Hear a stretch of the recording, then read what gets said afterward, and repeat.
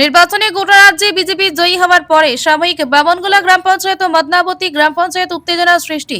বিজেপির ফল প্রকাশের পরই তৃণমূলের দলীয় কার্যালয়ে তালা ঝুলিয়ে দেয় বিজেপি সমর্থকের, এমনটা অভিযোগ ওঠে। এই ঘটনার খবর পেয়ে মঙ্গলবার সকাল থেকে উত্তর মালদার বিজেপি সাংগঠনিক জেলা সাধারণ সম্পাদক বিনা সরকার কীর্তনিয়া ঘটনার খবর পেয়ে মঙ্গলবার হবিবপুর বিধানসভার বামনগোলা গ্রাম পঞ্চায়েত ও মদনাবতী গ্রাম পঞ্চায়েতের তৃণমূল কার্যালয়ে তালা খুলে দিয়ে বিজেপির উত্তর মালদার সাংগঠনিক জেলা সাধারণ সম্পাদক বিনা সরকার কীর্তনিয়া বলেন, গতকাল নির্বাচনে গোটা রাজ্যে বিজেপি জয়লাভ করেছে। এই পার্টি অফিস দখল করা বা তালা ঝুলিয়ে দেওয়া বিজেপির কর্মীদের কোনো কাজ নেই, এটা তৃণমূলের কাজ। বিজেপির এই নীতি চলে না।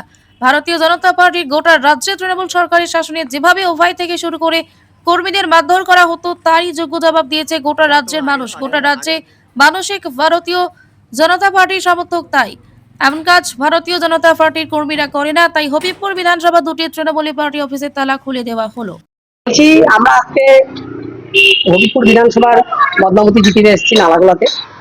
কালকে আমরা দেখেছি যে আমাদের পশ্চিমবঙ্গে অভূতপূর্ব যে জয় হয়েছে, এই জয় একমাত্র সাধারণ মানুষের জয়, সাধারণ মানুষের চোখের জলের জয়।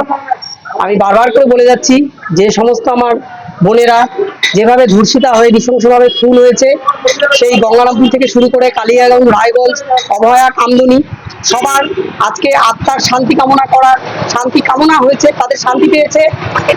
22,000 32,000 চাকরি প্রার্থীরা রাস্তায় কান্না করছিল, তাদের চোখের জলে জয় হয়েছে। এবং সাধারণ মানুষের উপরে যে অত্যাচার হয়েছে, তাদের জয় হয়েছে।